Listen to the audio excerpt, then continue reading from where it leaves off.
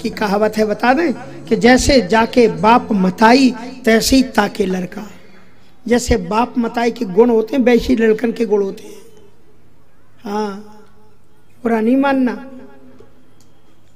और बुरा लगे तो कोई क्या कर ले, बाबा जी हैं कल चले जाएंगे यहाँ से, तो क्या जाता है, क्यों ज्ञान से नहीं, क्या फर्क पड़ता है। इसलिए कहने का मतलब यह है कि जरा अपने लक्षण सुधारोगे तो बच्चों के लक्षण सुधरेंगे। सुनीति खुद गुस्सैल थी, वो सुनीति का लड़का था, उसको भी गुस्सा आया, माँ के पास में शिकायत जड़ दी कि आज तो बाबूजी ने मुझे उतार के भिकमंगन के लड़के को बैठा लिया।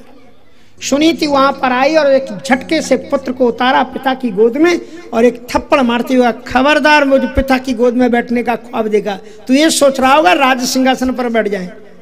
यदि तू इस राज सिंहासन पर बैठने के स्वप्न देखता है तो एक ही रास्ता है तेरे लिए, क्या कि तपसा राध्य पुरुषम तस्सैवानुग्रहेण में गर्भे तुम साध्यात्मानम यदि इच्छुषि नपासनम। तपस्या के द्वारा ईश्वर को प्रसन्न करो, और ईश्वर जब प्रसन्न हो जाए तो उससे राजगद्दी मत मांगना, क्योंकि राजगद्दी तो तुम्हें ईश्वर भी नहीं दे सकता है, वो तो मैं दे सकती हूँ। अगर ईश्वर प्रसन्न हो जाए तो उससे ये मांगना कि हे ईश्वर, अगला जन्म मेरा सुनीति की गोद से नहीं, अगला जन्म मेरा सुरुचि की कोख से हो, और जब तुम मेरे बेटे बनोगे तो इस गद्दी पर बैठ सकते हो। ध्रुव क्षत्रिय बालक था। क्षत्रिय बालक हो या कोई भी बालक हो, कोई भी बालक सबका अपमान बर्दाश्त कर सकता है, लेकिन वो अपनी मां का अपमान कभी बर्दाश्त नहीं कर सकता। ध्रुव को बहुत बुरा लगा, वो रोते रोते अपनी मां के पास आया। रोते हुए बालक को देखकर के मां ने अपने आंचल में छुपा लिया। बेटा क्यों रो रहे हो? कहा कि मां बहुत अपमान हुआ मेरे सामने आपका। लेकिन जो महान माताएं होती हैं, जो अच्छी माताएं होती हैं, कभी भी बच्चों को गलत आदत नहीं सिखाती, अच्छे स्वभाव अच्छे आचरण उनको सिखाती। सुनीति जी ने कहा कि बेटा तेरी मां ने कुछ भी गलत नहीं कहा, बिल्कुल सही कहा। सत्यम सुरुच्यावि हितम भवान में यद दुर्विगाया उदरे गृहीता स्तन्ये निवृद्धश्च विलज्जितेयां भार्येति वा वोडु मिडस्पतिर्मा। बेटा कोई गलत बात नहीं, मैं बड़ी दुर्भाग्यशाली हूं, सच्ची तो कहा तू मेरी कोख से पैदा हुआ है, लेकिन तुम्हारी उस मां सुरुचि ने एक बड़ी अच्छी बात कही है बेटा, मैं भी उसमें मोहर लगाती हूं। बोले क्या? कि उसने जो कहा ना तपसा राध्य पुरुषम, ये सच बात है कि अगर तुम श्रेष्ठ सिंहासन पर बैठना चाहते हो तो तुम ईश्वर की उपासना करो। गोस्वामी जी ने लिखा, ध्रुव से मां क्या बोली कि यह कहो सोते वेदे सोते वेदे यह कहो सोते वेदे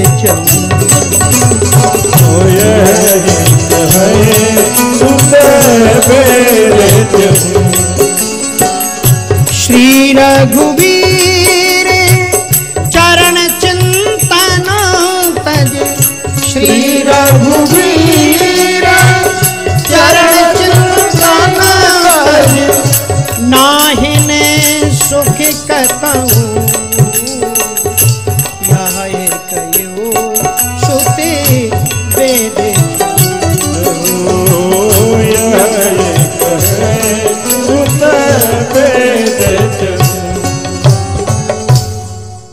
सुनीति ने कहा कि बेटा चारों वेदों का ये शास्त्र है, चारों वेद यही कहते हैं कि श्री रघुनाथ चरण चिंतन तज नाहिन सुख कहूं।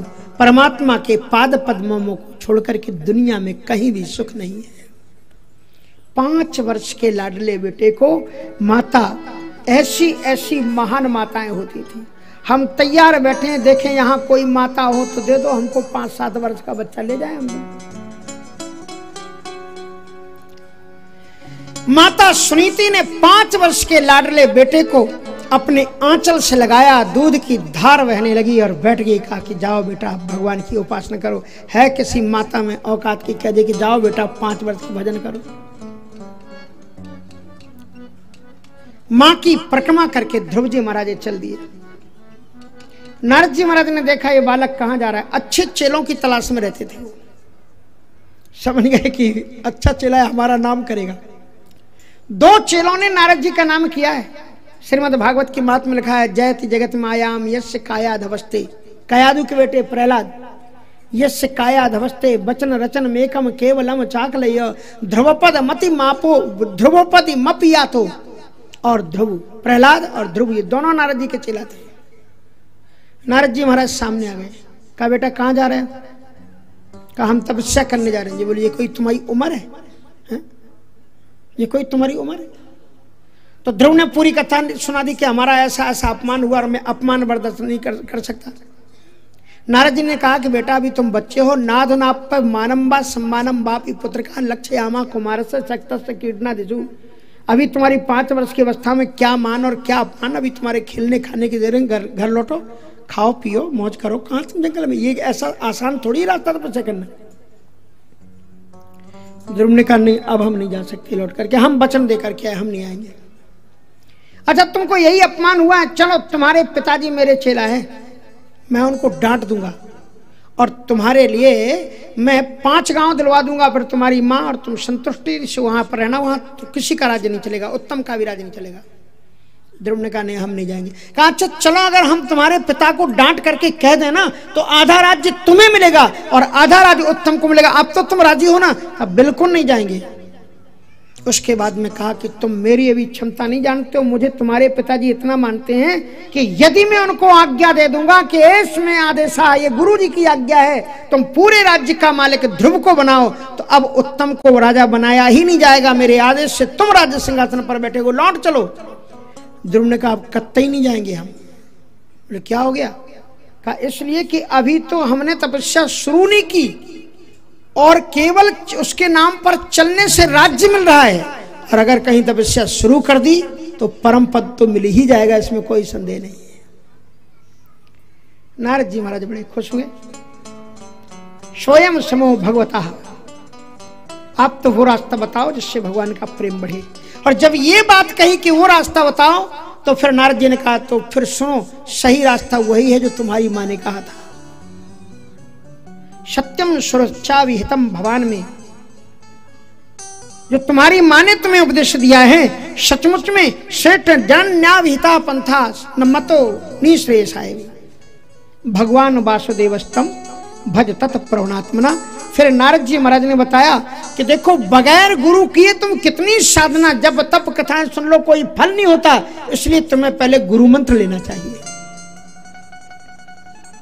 क्योंकि गुरु बिन भवनिधि तरये न कोई।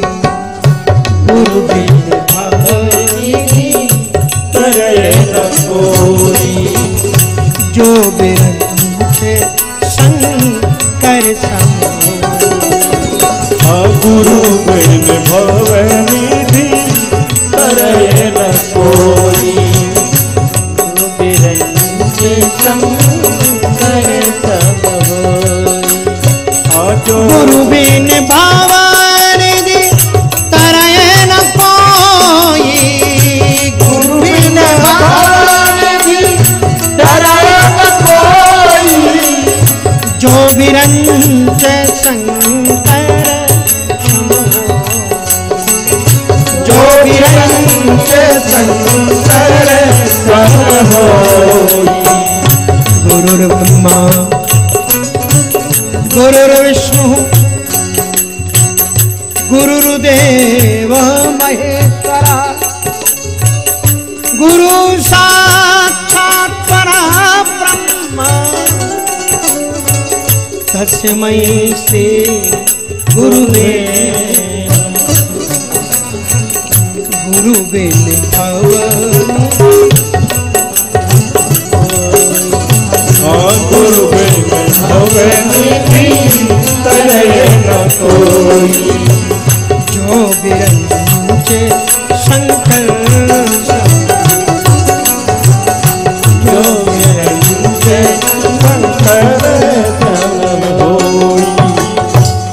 बगैर गुरु किए हुए भले ही वो ब्रह्मा जी और शंकर जी के ही समान क्यों ना हो, तर नहीं सकता। गुरु बे न भव निधि तरह न कोई, जो विरंच विरंच मानी ब्रह्मा जी और शंकर मानी शंकर जी, जो विरंच शंकर समोई।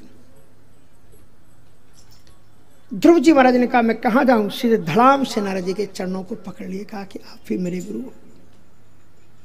फिर उन्होंने उनको ध्यान की विधि बताई कि भगवान का ध्यान कैसे करें।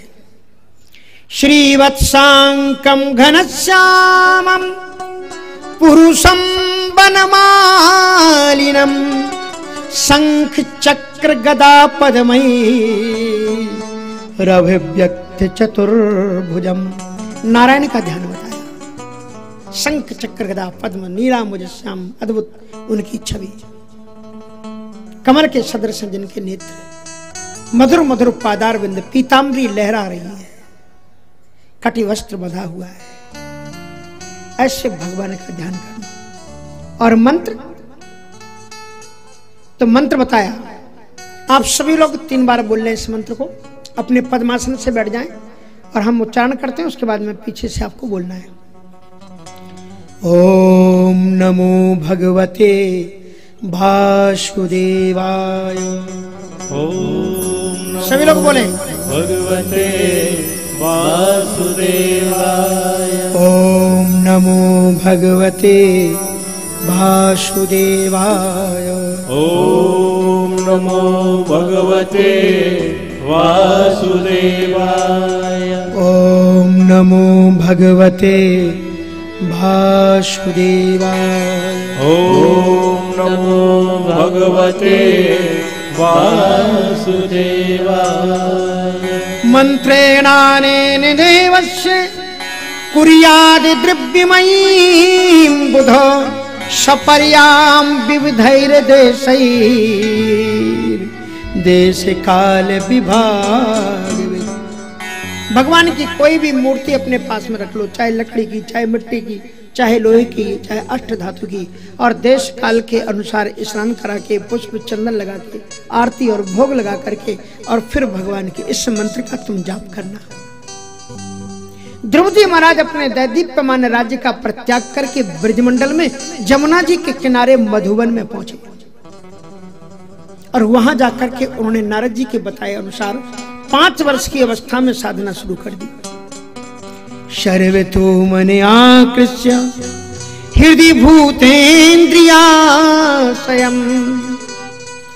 ध्यायन् भगवतो रूप नाद्राक्षित किंचना। जो दुनिया में जगह जगह पर तुम्हारा मन अटक रहा है ना, सभी जगह से मन को खींच लो और भगवान में लगा दो। यहाँ तो साधु बन जाते हैं, लेकिन आधे दिन रहते हैं अपने घर में और आधे दिन रहते हैं साधु के यहाँ पर, और आधे दिन अपने घर में। कभी कभी जाना बात अलग है, जन्मभूमि वालों को भी प्रेरणा मिलती है कि भक्ति के मार्ग पर चलो। अब ये गांव वाले ऐसी थोड़ी होता कि दौड़ रहे, अगर हम वहीं हो 1-1 महीना वहीं जमे होते तो बोलो क्या होता। सच बात बताऊं, आज एक छुपी हुई बात है, उस समय बताते तो शायद घर वालों का झगड़ा हो जाता। हमको वृंदावन से ले आए मना करके, हम मना कर रहे थे, लेकिन उन्होंने महात्मा जी से गोरेदाऊ जी के महंत जी थे, उनसे मना लिया कि महाराज कुछ दिन के लिए घर भेज दो। हमने तो देख लिया गांव के लोग नाते रिश्तेदार देख लेंगे, कहा ले जाओ, देखो 7 दिन से ज्यादा मत रखना इनको। बोले हाँ ठीक है। सो ले आए घर में। अब घर में आए, घर में हमने रहना शुरू किया। एक दिन में भूल गए, मैया मैया कहा करते ना वृंद वाले, ब्रजवासी मैया कहते, और दूसरे दिन कहने लगे हम अम्मा अम्मा शुरू हो गई। और फिर वो छोटे छोटे लड़के जो हमारे साथ खेलने वाले थे वो भी आ गए, इकट्ठे हो गए। कबड्डी भी शुरू हो गई तीसरे दिन हमारी। तो हमारे सामने की गांव की जो मोदन चाची रहती थी, वो ऐसे छुप छुप करके देखती आई कि कोई देख ना ले। और मेरी माँ जब नहीं थी, बोली माता जी कहाँ है तुम्हारी? हमने कहा अंदर है। कहा सुनो बेटा एक बात करने हम तुमसे। हमने कहा बोली देख कितने अच्छे महात्मा बन गए तुम, कितना अच्छा तिलक लगा के आए थे, मैया मैया बोल रहे थे, जो माला डली थी, ये 3 दिन में जो तुम धूली में सने फिर रहे यहाँ पर, 7 दिन में तुम यहीं रहोगे पर कहीं साधु नहीं बनोगे। अगर तुम्हें साधु बनना है तो 7 दिन कार्य जो भाग जाओ यहाँ से, कार्य को यहाँ पर। हमने कहा ये दूसरी गुरु जी भी अच्छी है।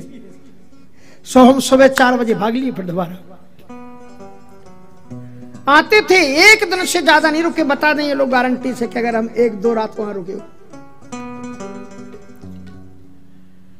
इसलिए सर्वतो मन आकृष्ट है।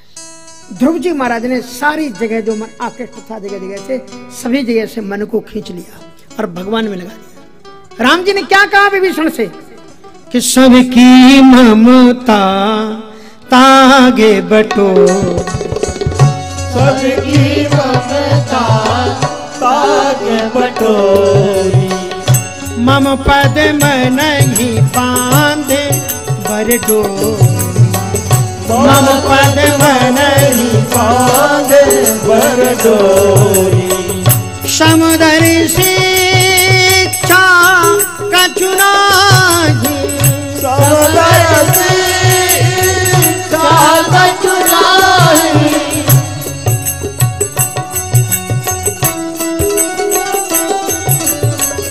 अस सहजन मम और वश कैसे, अस सहजन मम और वश कैसे, लोभी हृदय बसय बनजे, लोभी हृदय बसय बनजे।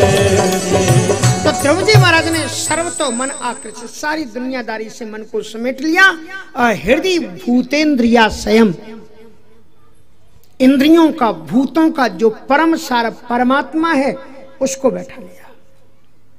ऐसी अकाट जप शुरू किया उन्होंने।